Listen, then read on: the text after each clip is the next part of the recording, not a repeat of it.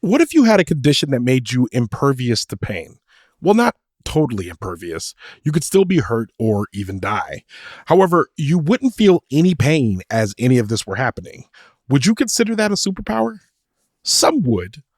Others would call it Novocaine. I'm Ronald Young Jr., and I'm leaving the theater.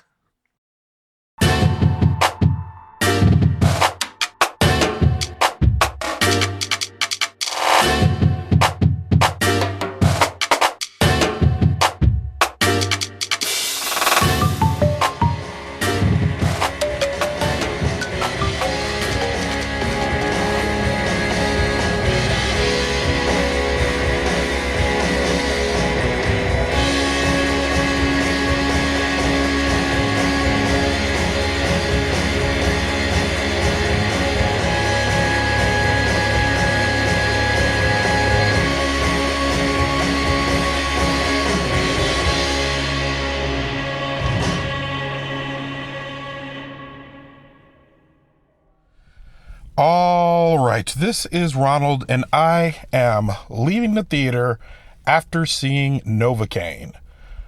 Novocaine, written by Lars Jacobson, directed by Dan Berk and Robert Olsen, starring Jack Quiad, Amber Midthunder, Ray Nicholson, Jacob Batalon, Betty Gabriel, and Matt Walsh.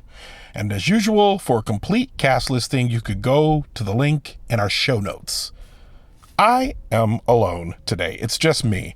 Novocaine. This is a movie in which Jack Quiad stars as something Kane, I think is his actual name. First name, not Nova. And obviously his name is Novocaine if you've seen the previews, or his nickname is Novocaine because he has a condition where he cannot feel any pain, essentially. So when the movie opens, we're following him. He's an assistant manager at a credit union, and while he's there, you could see that he's kind of like cultivated his life so that he's separated from the rest of society, and that, you know, he plays video games, but he doesn't really connect with people because he's concerned that he could hurt himself and not know it because he can't feel pain. One of the things that this movie does very well is that it sticks to a premise that really, really works, and they take the premise very seriously. And because Jack Quiad is a very good actor in that he plays a person who seems concerned about things very well, and I think there's ways in which he's been like the squirrely guy.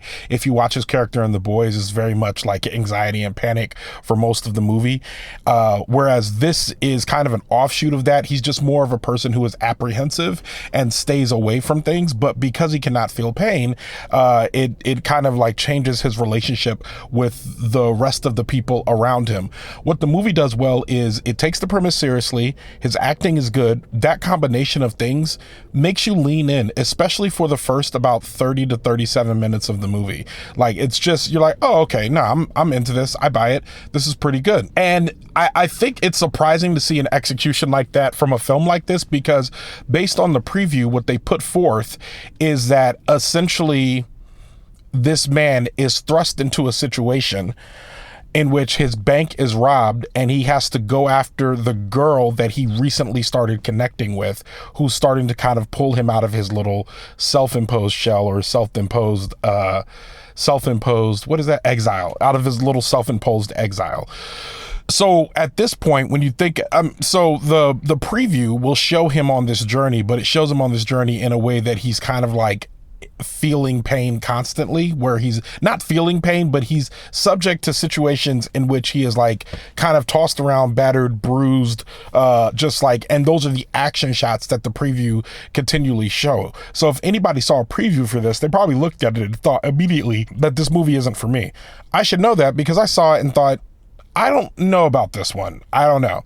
But obviously I had to do a movie this week. I was pleasantly surprised. Again, like I said, first 37 minutes, I was like, wow, they're taking the premise very seriously. That's one. Two, with Jack Quaid's acting, it kind of elevates the movie just a little bit more. And because it wasn't so much just antics of him, you know, shoving his hands in glass, putting his hands in a deep fryer.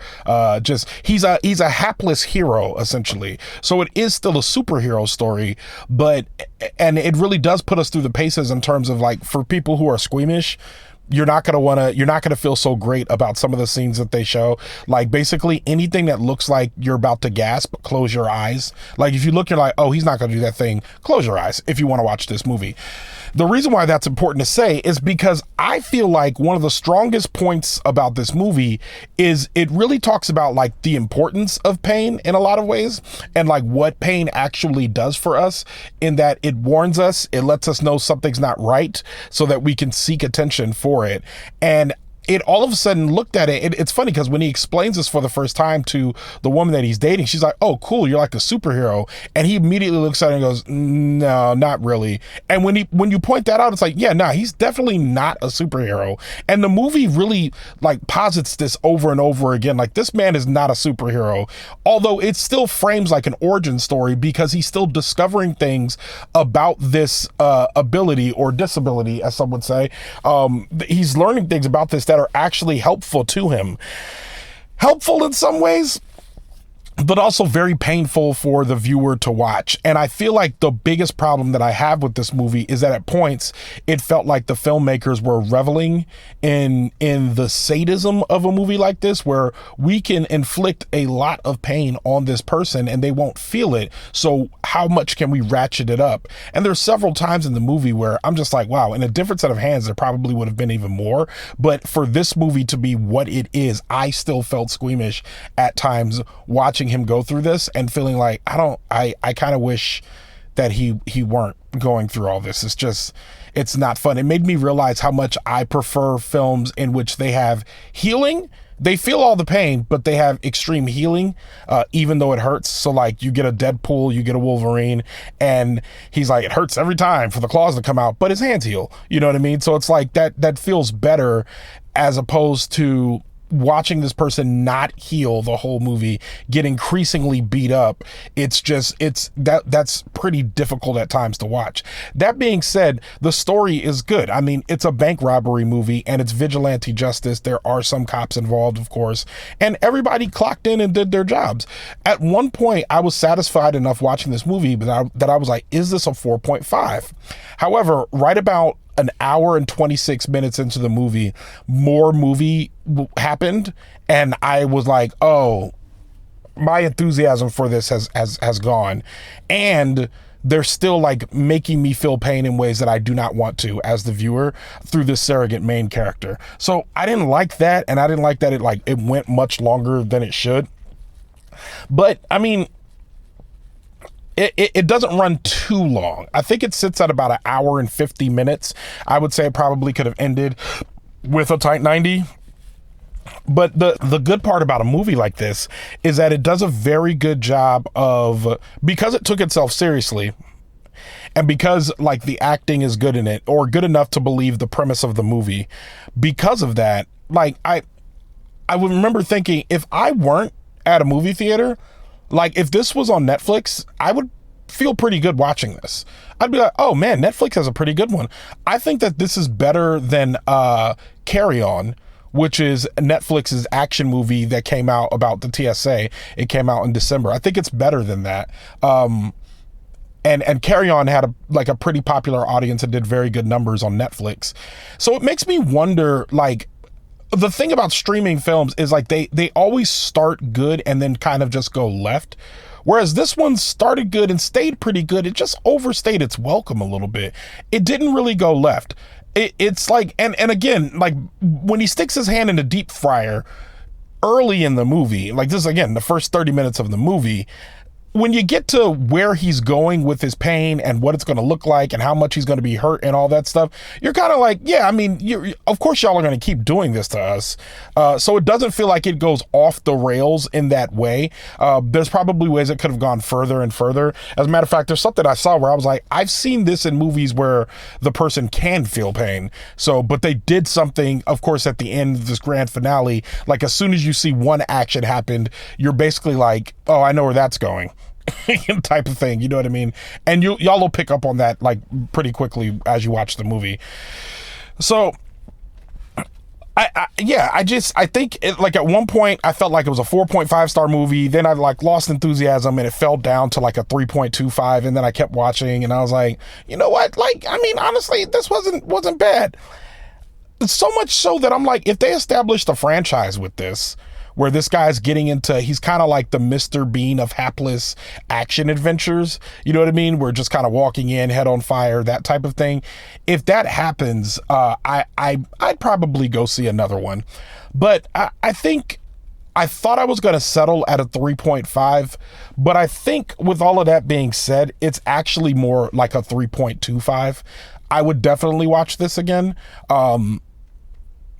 And I enjoyed it for the most part, but it does have some missteps in that it's longer than it should be. There's something that happens early in the movie where he explains something to the girl that he's dating, and then she insists on him doing something anyway, which is a trope that I hate. It's like, come on, get out of your shell, live a little. I don't like that. I think that people should listen to each other. But I recognize that it was a plot device for where they were going with the film. There also was like a pretty like, actually, I won't even say that, but it's a well-executed movie overall, I would say. And this was a movie that could have been a 4 or 4.5 star movie, but if not for some missteps that made me enthusiastic for it and be like, wow, this was way better than I expected it to be. But still, you know, it wasn't perfect. As a matter of fact, watching this and the last Jack Quaid movie, which was Companion, I'm more enthusiastic about this one than I am about Companion, even though I know Companion had like more allegorical, you know, fun in there for everyone, but not quite as much in this one. So again, the relationship with Payne was probably the most intriguing part of the movie, and I really like that. Again, they took a premise like this seriously, and like and took something that could have just been like a silly throwaway movie, like a 2-star, you know what I mean? And y'all know what 2-star movies are. I mean, those of you that have been listening to the show for a while, you know what I think are 2-star movies. None are jumping into my head right now, but like, you know what they are. And this one was not that. Like this one, I was like, yeah, this was good. And they trim a little bit off. I mean, it probably gets it up to a 3.5, maybe in a 3.75, but 3.25 is about where it is. And yeah, with that, Leaving the Theater is a production of Oh It's Big Ron Studios. I mixed this episode, and I finally came up with a great, consistent idea that I can do for the Patreon that I'm going to start on Sunday. I'm very excited. If you're in the Patreon, stay tuned for that coming. I know you've been like, Ronald, you've said stay tuned for months now. I promise you it's coming. I've been figuring out my life for a while, especially things going on with Wait For It, and I have other projects in the works that I'm very excited about. My biggest goal is just to keep Leaving the Theater on track, and I'm able to do that because I have a consistent time that I edit every single week, and I've been like really sticking tight with that. So I feel good about that. So I feel good about being able to take this extra step to be able to do regular Patreon things for folks in the Patreon, and I think it's going to be okay. So I'll try it, and we'll see what y'all think about it, and if you like it, if you're in the Patreon, you can let me know. But if you're not in the Patreon, you're like curious to what I'm talking about, and you want to help us out, help me continue to make this show. This was not a press screening. I had to buy tickets for this. Go park. I'm recording in my car right now because this is a terrible spot to record outside. And I'm so excited for the weather to change, even though the time just did, but so excited for the weather to change. All of that being said, if you want to help us out, go to patreon.com/leaving the theater, or go to the link in our show notes. Show art from Heather Wilder. Theme music by the mysterious Breakmaster Cylinder. For more information about Novocaine, check out our show notes. You can follow me on Instagram, TikTok, Threads, or Letterboxd at Oh It's Big Ron. That's at OHITSBIGRON. You can find out more about this show and other Oh It's Big Ron Studios shows by following us on Instagram at Oh It's Big Ron Studios. Leaving the Theater will be back soon. Thanks for listening.